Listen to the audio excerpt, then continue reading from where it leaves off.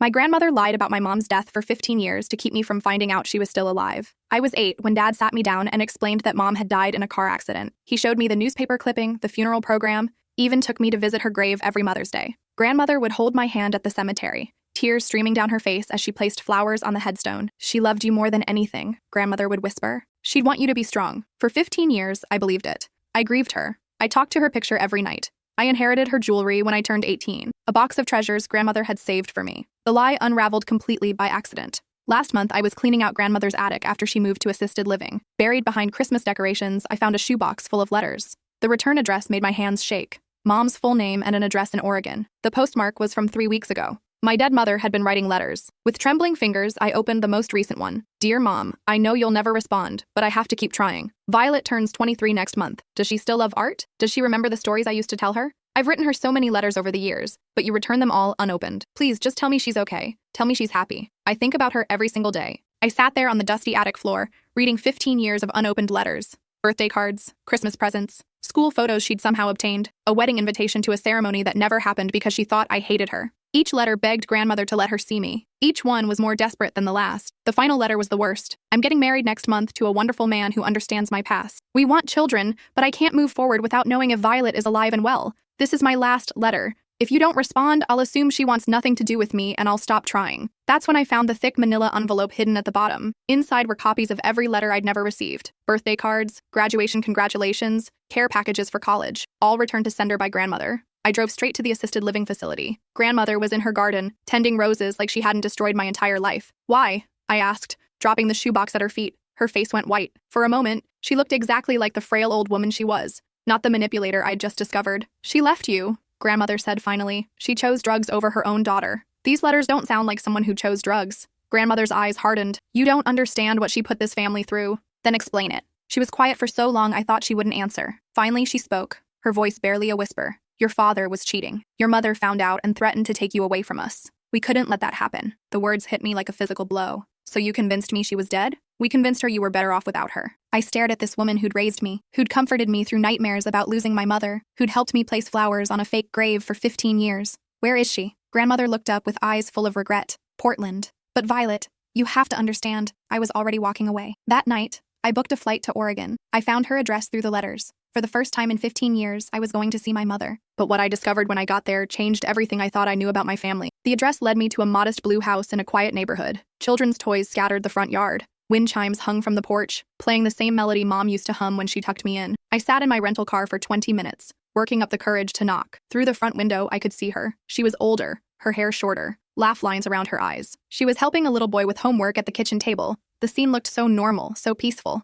Everything I'd been told was a lie. When I finally knocked, the man who answered was tall with kind eyes, the husband she'd mentioned in her letters. "Can I help you?" he asked. Before I could answer, I heard her voice from inside. "Who is it, honey?" "I'm looking for my mother," I said, my voice barely steady. His eyes widened with understanding. "Violet?" She appeared behind him, and the years collapsed. She looked exactly like I remembered, just older. Her hand flew to her mouth, and she made a sound like she'd been punched. "Baby?" she whispered. I started crying immediately. 15 years of grief and anger and confusion poured out of me in that doorway. She pulled me into her arms, and I was 8 years old again, safe and loved. "I thought you hated me," she sobbed. "I thought you never wanted to see me again. I thought you were dead." I managed through my tears. Her husband, David, I learned later, ushered us inside. The little boy at the table turned out to be my half-brother, Leo, who was 7. He looked just like I did at that age. "You're my sister?" he asked, not understanding the magnitude of what was happening. Mom couldn't let go of my hand as she explained everything. After she discovered Dad's affair, she'd demanded a divorce and full custody. That's when Dad and Grandmother conspired against her. They'd hired a private investigator to dig up dirt from her past, a brief struggle with prescription painkillers after a surgery when I was 6. "It was 3 months, she said. "I went to rehab, got clean, never touched another pill, but they used it to paint me as an unfit mother." The family court battle was vicious. Dad had money and connections. Mom had a public defender. Grandmother testified that Mom was unstable and dangerous. They had witnesses testify about things that never happened. Mom continued, her voice getting stronger as she told me the truth. "Your father's secretary claimed she'd seen me drinking before picking you up from school. His golf partner said I'd called him asking for drug connections. All lies, but convincing ones. Why didn't you fight harder?" I tried. For 8 months, I fought. But every court appearance, every deposition, they'd bring up new accusations. They said I'd been prostituting myself to pay for drugs, that I'd left you alone overnight while I was getting high. None of it was true, but the mud was sticking. She showed me the court documents she'd kept all these years, page after page of character assassination, carefully orchestrated to destroy any credibility she had. The breaking point came when they threatened to put you in foster care, she said. They claimed that if the court couldn't trust me, and if your father was proven unfit due to his work schedule, you'd become a ward of the state while they investigated both of us. They made me choose, Mom said, her voice breaking. Give up all rights to you, or they'd drag the case out for years, traumatize you with custody battles, and likely win anyway because of my medical history. Worse, you might end up in the system, so you signed away your rights? They told me it was temporary, that once things settled down, we could revisit it. But they lied about that too. That's when she showed me the real kicker, a document I'd never seen before. A restraining order Dad had filed against her, claiming she was stalking me and making threats against the family. I tried to see you at school once, she said, just to make sure you were okay. The principal called the police. Your father had told them I was dangerous. She'd spent years trying to contact me through lawyers, only to be told I didn't want to see her. When she tried to call, Dad said I was too upset to talk. When she showed up at school, Grandmother convinced her I was scared of her. They orchestrated the fake funeral to make it final, she said. Your father showed me pictures of you crying at my grave, said you were finally getting closure and I needed to let you heal. But you kept writing. I couldn't stop hoping. Every birthday, every Christmas, every major holiday, I'd send letters to Grandmother begging for news. She returned them all unopened. But there was more to the story. Mom had moved to Oregon not just to escape, but because Dad's family had connections everywhere in our home state. They'd made sure she couldn't get decent work, couldn't find an apartment, couldn't even get a library card without someone recognizing her name and treating her like a criminal.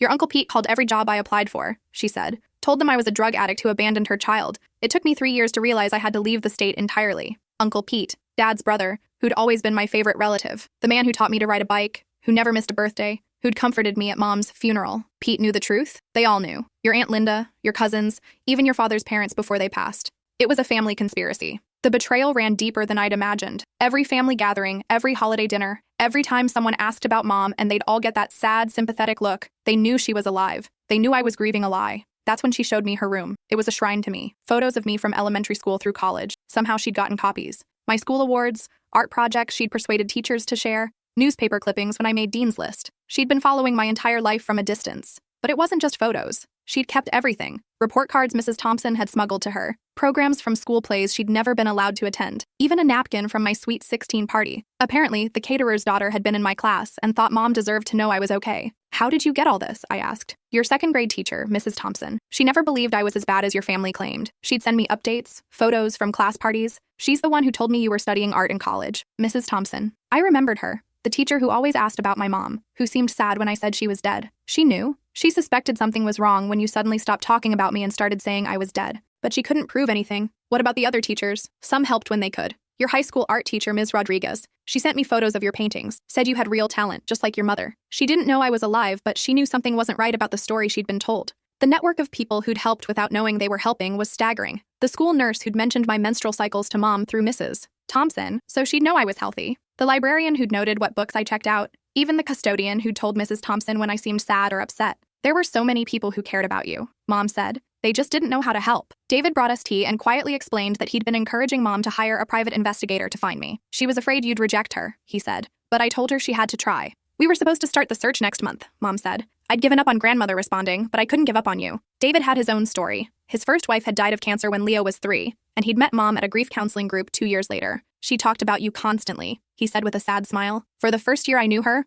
I thought you were dead too. It wasn't until we got serious that she told me the truth. What did you think when you found out? I asked him. I was furious, he said. I have a daughter too, from my first marriage, and I couldn't imagine anyone keeping her from me. I wanted to drive to your state immediately and confront your father. Why didn't you? Because your mother was terrified it would backfire, that your family would convince you she was trying to disrupt your life, or worse, that they'd move you somewhere she'd never find you again. We talked until dawn. She told me about her life, how she'd moved to Oregon to start over, become a social worker helping kids in foster care, met David at a grief counseling group after his first wife died of cancer. I wanted to help children who felt as lost as I did, she said. But her work had a darker motivation too. She'd specialized in cases where children were separated from fit parents due to false allegations or family manipulation. I've reunited 17 families over the years, she said. Every time I helped a child find their way back to a parent who loved them, I imagined someone doing the same for you and me. Leo had been David's son from his first marriage. Mom had raised him since he was 3 after David's first wife died. He knows about you, she said. I've told him stories about his big sister who lived far away. You talked about me? Every day. David says I talk about you too much. She smiled through fresh tears. He's not wrong. Leo had his own questions. At 7, he couldn't understand why his sister had been gone so long, but he was excited to finally meet me. I saved you this, he said, running to his room and returning with a drawing he'd made. It was a stick figure family. Him, Mom, David, and a taller girl labeled Violet. I drew you bigger because Mom said you're grown up, he explained. That's when I realized the full scope of what had been stolen from us. Not just 15 years together, But Leo's childhood with his real sister, graduations and birthdays and holidays, the chance to grieve together when my grandfather died last year, I'd cried alone while she wasn't even told he'd passed. Grandfather's funeral, I said suddenly. You didn't know? Mom's face crumpled. He died? When? Last December, cancer. It was quick. She sobbed then, not just for the loss, but for missing the chance to say goodbye to the man who'd raised her. He loved you, I said. Even after everything, he'd ask about you sometimes. I think he knew something wasn't right. But grandmother always changed the subject. Did he suffer? No, he went peacefully. Dad said his last words were about hoping you were happy, wherever you were. We held each other while she grieved the father she'd lost twice. Once when she was forced to leave, and again when he died without knowing the truth. That afternoon, she took me to places she'd lived when I was little, places I barely remembered but that flooded back as we walked through them. The park where she'd taught me to swing, the ice cream shop where we'd go for special treats, the library where she'd read to me every Saturday morning. I come here sometimes, she admitted as we stood outside our old apartment building, just to remember when we were together. The building manager recognized her, Mrs. Chen, an elderly woman who'd always liked Mom. Is this little Violet? She asked, beaming. My goodness, you're beautiful. Your mother used to bring your picture to show me how you'd grown. She did? Every year on your birthday. She'd cry and tell me stories about what you must be doing, what you must look like. I always wondered why you never visited. Another person who'd known the truth but hadn't been able to help. I need to call Dad, I said that evening. Mom's face hardened. Violet, you should know. He remarried when you were 12. They had 2 kids. Boys. He replaced us both. I'm so sorry, baby. I never wanted this for you. The stepmother had seemed nice enough when I was growing up, but now I wondered what she knew. Had Dad told her the truth about Mom? Did she know she was helping raise a daughter stolen from her mother? I called Dad from Mom's kitchen, putting it on speaker so she could hear. Violet? It's early. Is everything okay? I'm in Oregon, I said, with Mom. The silence stretched so long I thought he'd hung up. Sweetheart, your mother is alive. I know. I found the letters. Another pause. You don't understand the whole story. Then tell me. But instead of explanations, he started making excuses. The custody battle had been expensive. I was better off with stability. Mom was unstable back then. They were protecting me. You let me grieve a living person for 15 years. We thought it was best. You thought it was convenient. Mom squeezed my hand, tears streaming down her face as she listened to him scramble for justifications. The affair was a mistake, he said. I was young and stupid. But your mother was going to destroy our family. You destroyed our family. I cut him off. You were the one cheating. You were the one who chose to lie instead of face the consequences. She was going to take you away from me. Because that's what happens when you betray your wife. You don't get to have both the affair and the family. I want to see you, Dad said finally. Come home and we'll talk. I am home, I said, looking around Mom's kitchen. I hung up. The phone rang immediately. Then again. Dad called 6 more times before I turned it off. That night, Mom showed me the legal documents she'd kept. Not just the custody papers, but everything. The restraining order. The psychological evaluation they'd forced her to undergo. The drug test she'd passed but that somehow got lost by the court. They had me evaluated by 3 different psychologists, she said. The first 2 said I was a fit mother. The third was a friend of your father's lawyer. The psychological evaluation from Dad's expert was devastating. It painted Mom as manipulative, unstable, and potentially dangerous to me. It recommended supervised visitation at best, full separation at worst. I kept copies of everything, she said. Even though my lawyer said it was over, I knew someday you might want to know the truth. The most painful document was her own handwritten statement, 12 pages of her side of the story that the court had refused to consider. In it, she detailed Dad's affair, his drinking, his increasingly controlling behavior. She documented dates, times, witnesses. She'd built a compelling case that the judge had ignored. Judge Morrison, I read from the file. I remember him. He and Dad played golf together. That's when I knew I'd lost, Mom said, when I saw them laughing together in the courthouse hallway. But the truly sickening part was what came after. The court documents showed that immediately after Mom signed away her rights, Dad had petitioned to seal the case. Everything we'd just read, the lies, the manipulation, the corruption, was supposed to be buried forever. He didn't want you to ever find out,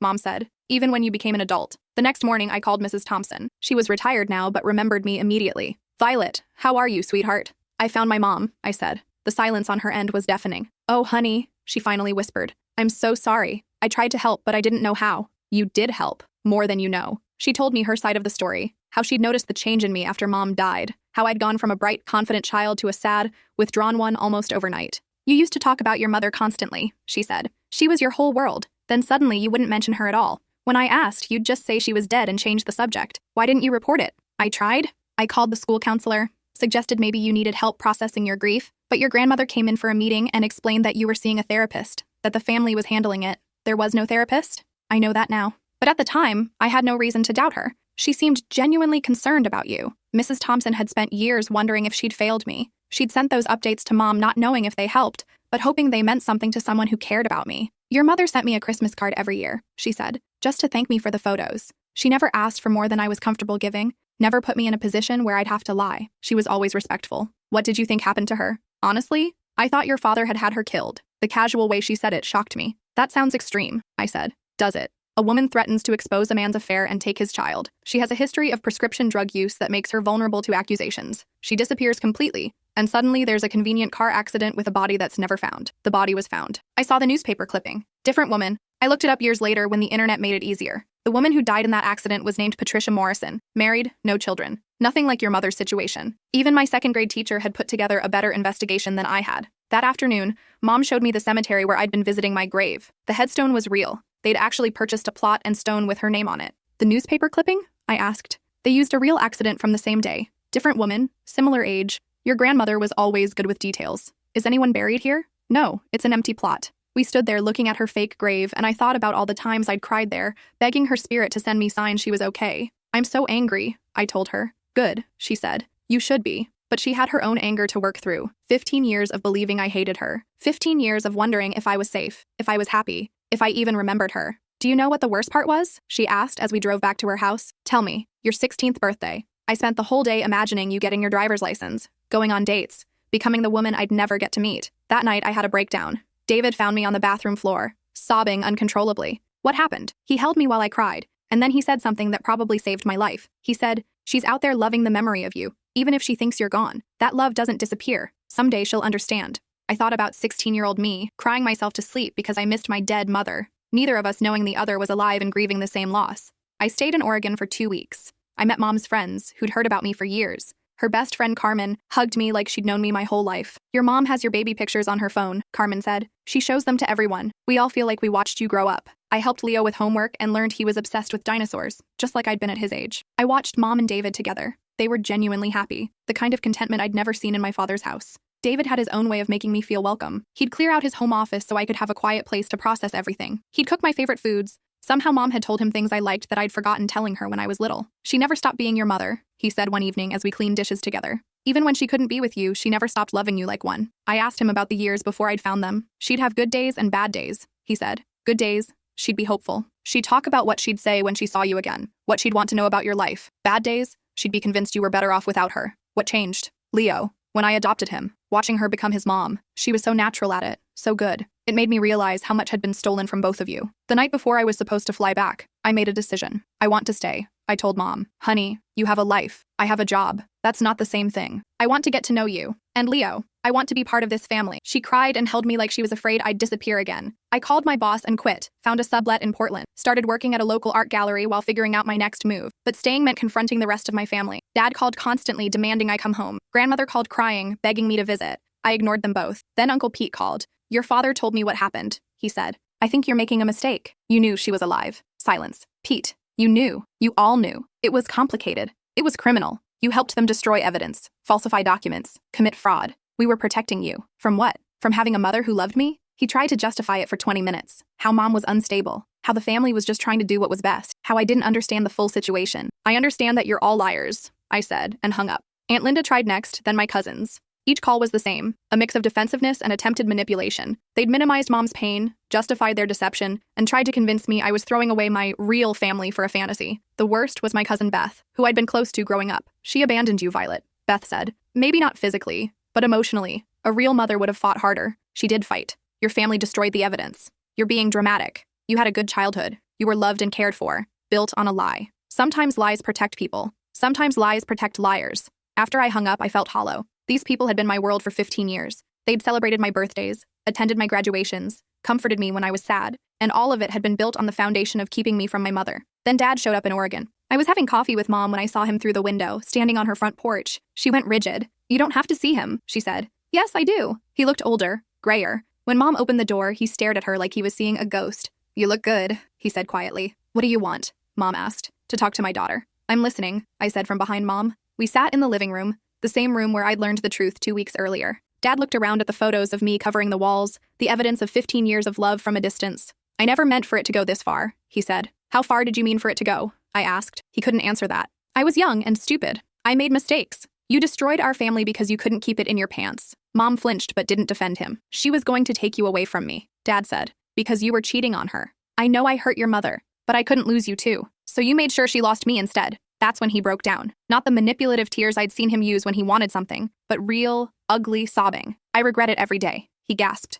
Especially after I met your stepmother. Watching her with our boys, seeing what a real mother looks like, I realized what I'd taken from you. And from her, I said, gesturing to Mom. I tried to find her when you turned 18, to tell her you were an adult and could make your own choices. But she'd changed her name, moved away. I thought she was gone forever. She was right here, writing letters, begging to see me. He looked at Mom with something that might have been remorse. I never saw the letters. Mom handled all that. Don't blame grandmother, I said. You could have stopped this any time. You could have told me the truth when I turned 18, when I graduated college, when I got engaged last year. You were engaged? Mom asked, surprised. It didn't work out. Turns out I have trust issues. I looked pointedly at Dad. I wanted to tell you, Dad said, but I was afraid you'd hate me. I do hate you, I said simply, but I would have hated you less if you told me the truth. We sat in silence. Finally, Dad asked the question I'd been dreading. Are you coming home? I am home. He nodded like he'd expected that answer. What about school? Your job? Your friends? I can finish school anywhere. I'll make new friends. As for work, I looked at Mom. I'm thinking about social work. Mom smiled, and I knew she understood.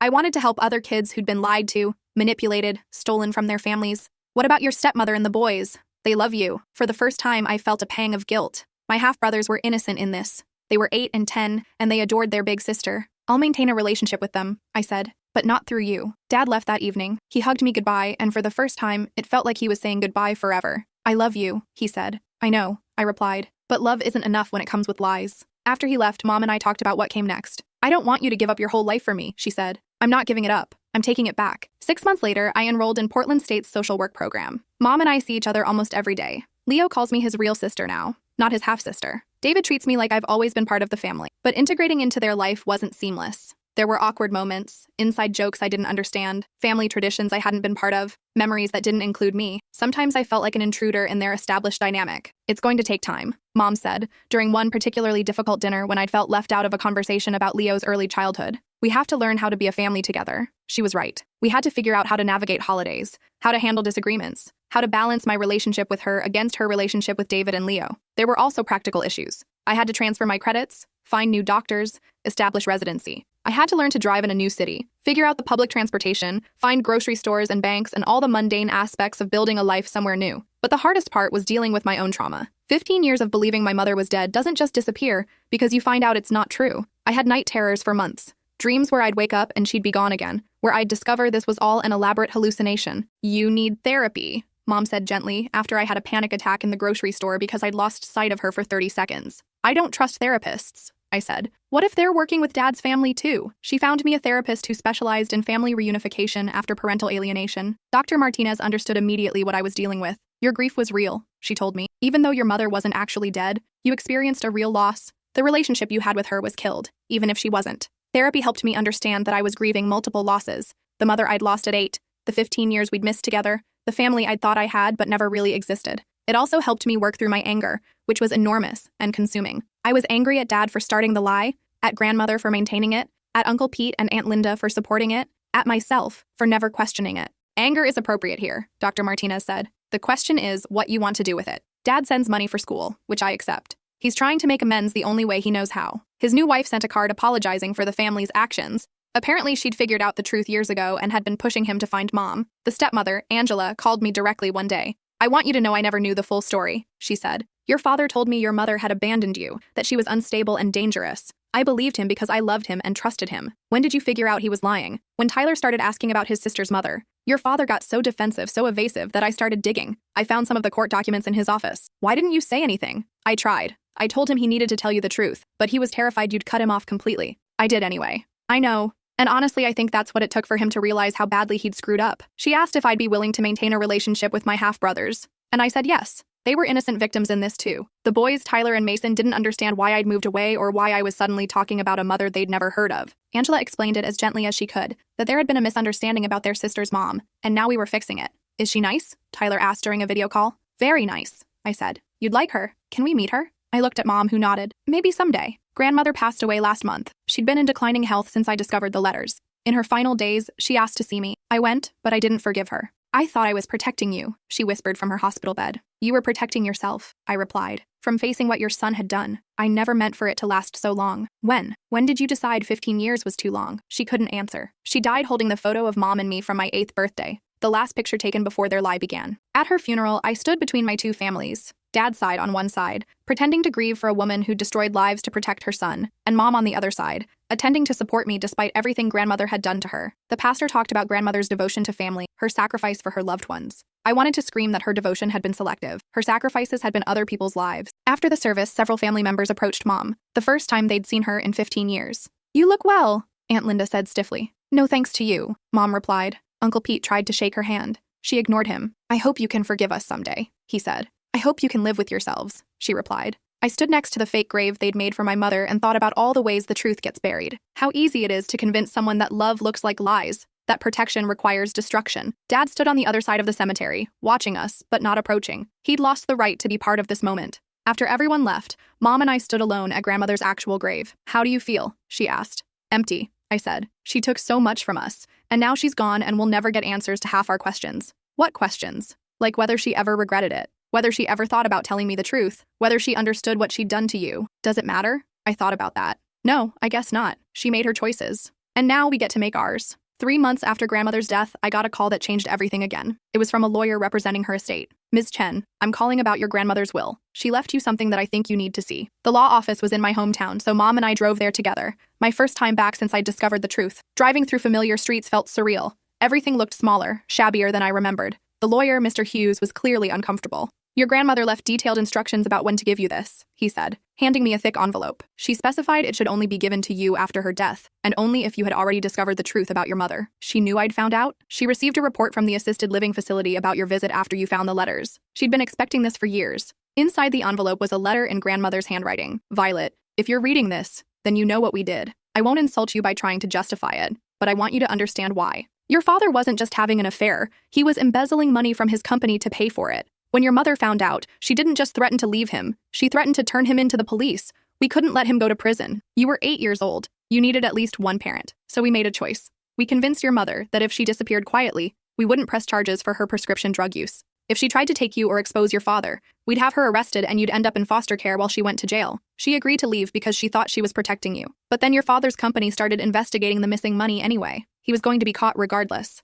Rather than admit we'd destroyed your family for nothing, we doubled down. We told you she was dead. We made it permanent. Every year that passed made it harder to tell the truth. How do you explain to a child that you lied about her mother being dead? How do you admit that level of betrayal? So we kept lying and lying until the lies became the truth. I know you hate me. You should. But know that I loved you, even as I was hurting you. Everything I did was because I couldn't bear to see you suffer. I was wrong. I see that now. I made you suffer anyway. The money I'm leaving you, it's not enough to make up for what I took, but it's what your mother should have received in the divorce. Use it to build the life you should have had with her. I'm sorry. I'm so sorry. Love, grandmother." There was more. Bank statements showing Dad had stolen nearly $200,000 from his company, police reports I'd never seen, and a confession letter from Dad, written but never sent, admitting to the embezzlement and the frame-up of Mom. "Your grandmother kept evidence of everything," Mr. Hughes said. "I think she always knew this day would come. The inheritance was substantial, enough to pay for my remaining education and help Mom and David buy a bigger house so Leo and I could each have our own rooms. But more than the money, the letter gave me something I hadn't expected: closure. For 15 years, I'd wondered what I'd done wrong, why my mother had left me. Learning that she'd actually sacrificed herself to protect me transformed everything. She didn't abandon you," Mom said as we read the letter together in the lawyer's parking lot. "She saved you." That evening, I called Dad. "I know about the embezzlement,"